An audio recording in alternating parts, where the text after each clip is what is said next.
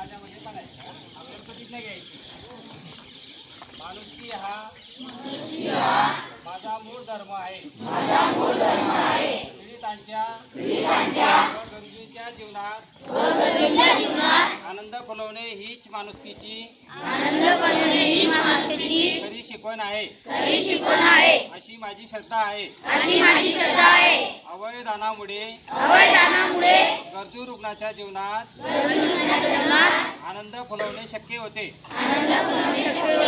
तसेच मृत्यूपंथाला लागलेल्या व्यक्तीला नवा जन्म देता येतो.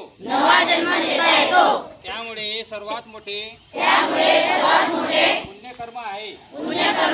यावर माझा विश्वास आहे. मी प्रतिज्ञा करीत आहे की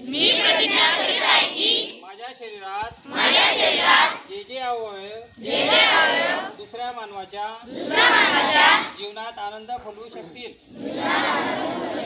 अशा अवयवांवर माणुसकीचा पहिला हक्क व अधिकार असेल.